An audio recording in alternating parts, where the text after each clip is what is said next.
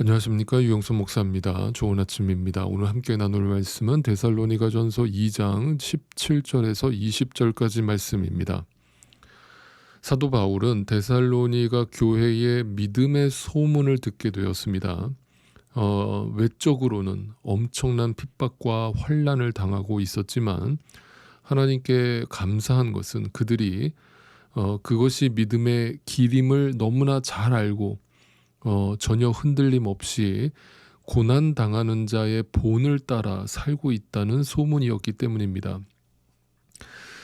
말씀을 맡은 자로서 전하지 않을 수 없고 말씀대로 살아가지 않을 수 없는 숙명적인 길에 들어서게 된 그 데살로니가 교인들을 주님의 말씀으로 위로하고 격려하고 또다시 말씀의 기준을 제시하고 있는 사도 바울은 예수 그리스도로 말미암는 그 은혜의 역사 앞에 그저 감사하고 감탄하고 있는 중입니다.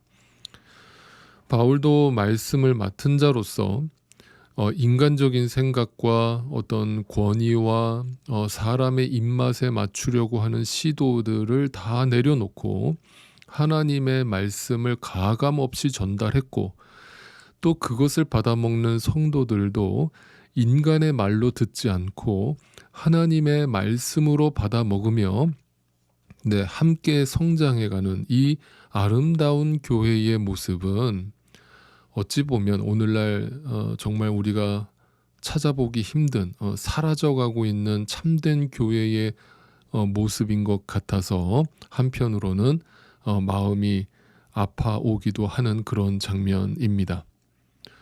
오늘날 잘못된 바르지 않은 교리와 어떤 인간적인 생각과 또 이 세상의 어떤 정치와 문화가 하나님의 교회와 강단을 침범해 들어와서 침범해 들어온 정도가 아니라 완전히 잠식해 버린 지 오래되었고, 또한 그런 가짜 복음을 바르게 분별하지 못하고 그저 다 같은 하나님의 말씀이라고 여기면서 깊이 고민하지 않고 생각하지 않고 믿으려는 신자들의 모습이 만연되어 있는 오늘날 현대교회 모습과 비교되는 모습이기 때문입니다. 바울은 그런 진리의 길을 함께 걷는 성도들을 너무나 소중히 생각할 수밖에 없었고, 그래서 그들을 향한 어떤 간절한 마음을 지금 편지에 담아서 전달하고 있는 것이죠. 자, 오늘 본문 17절부터 이어서 읽어보겠습니다. 형제자매 여러분, 우리가 잠시 여러분을 떠난 것은 얼굴이요 마음은 아닙니다. 우리는 얼굴을 마주하고 여러분을 볼 수 있기를 간절히 바라고 있습니다. 저는 이런 표현들이 너무 좋은데, 우리가 잠시 여러분을 떠난 것은 얼굴이 아니고 얼굴이고 마음은 아닙니다.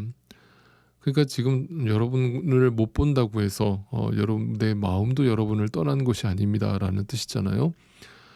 그리고 우리는 얼굴을 마주하고 여러분을 볼 수 있기를 간절히 바라고 있다. 이런 표현들이 저는 개인적으로 참 뭉클해져 오는 그런 느낌입니다. 왜냐하면 고작 3주밖에 만나지 못한 사람들을 생각하는 바울의 심정이 어떻게 이렇게 간절할 수 있을까라는 것을 생각해 볼 때, 그것은 결코 단지 인간적인 정 때문도 아니고 어떤 인간적인 그리움 때문도 아니라는 것을 알기 때문입니다.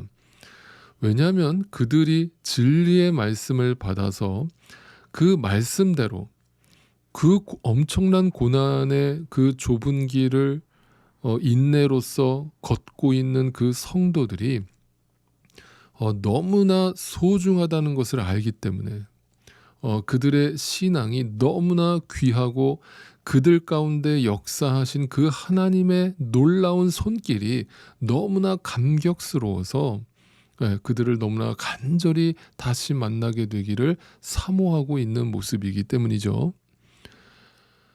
이 모습도 저는 굉장히 부럽습니다.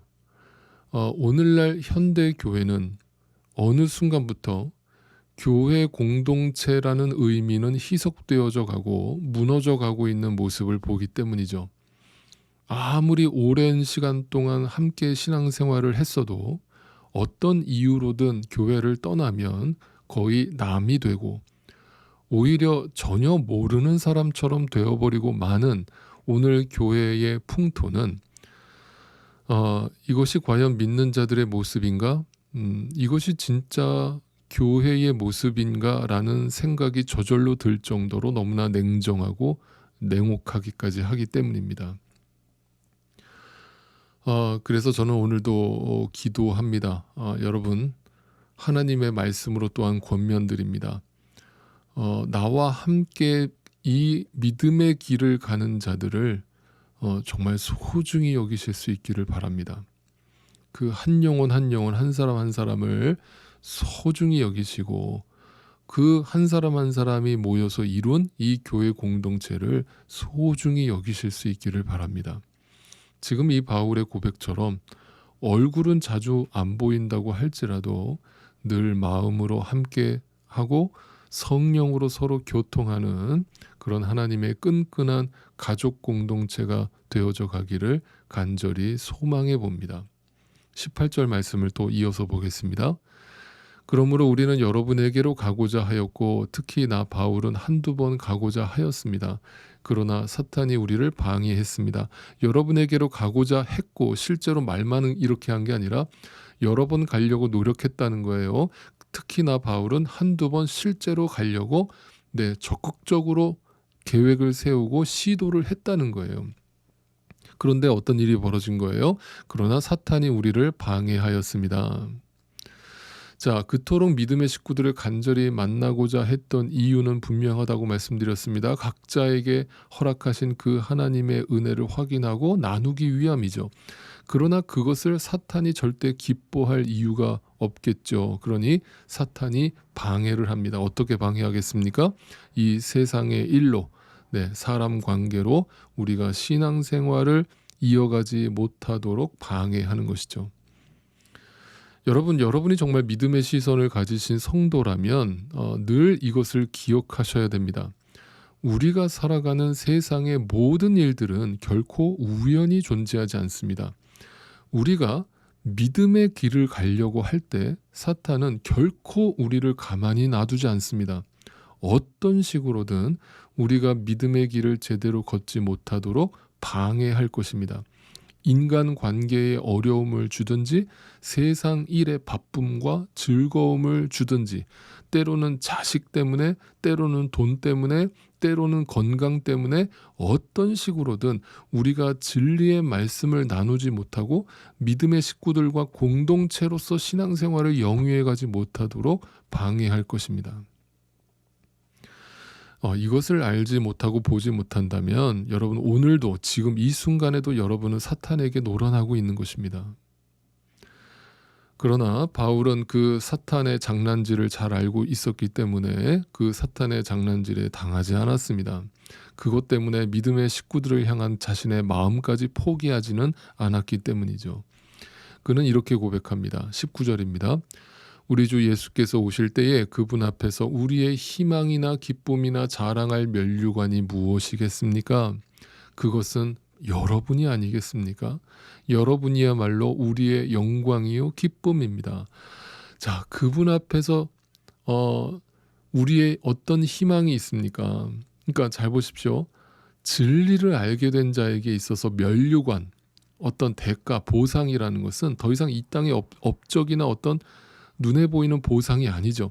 바로 하나님께서 택하신 백성들과 함께 이 험난한 광야와 같은 세상을 함께 지어져 갈 수 있다는 것이 가장 큰 보상이요 가장 큰 행복이라고 고백하는 것이죠.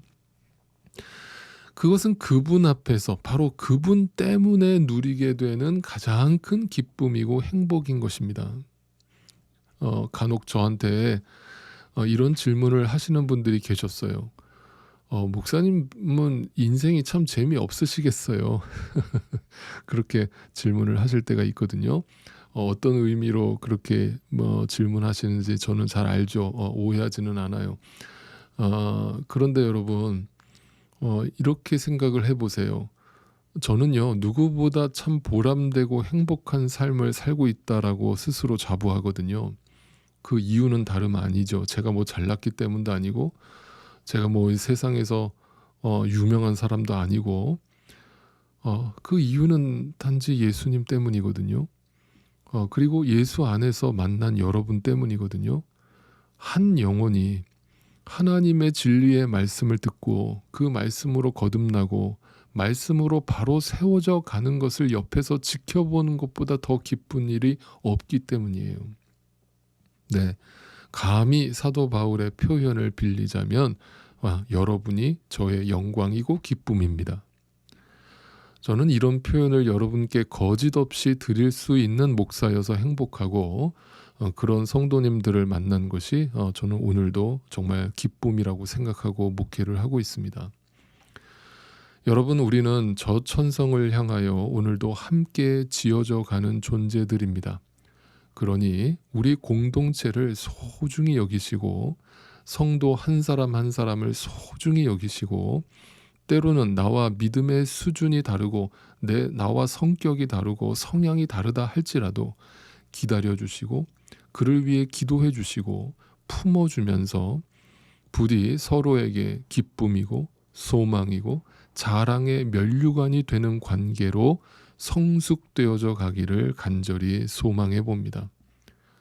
그것이 우리 교회 이름을 함께하는 교회라고 짓도록 허락하신 하나님의 기쁘신 뜻인지도 모르겠습니다.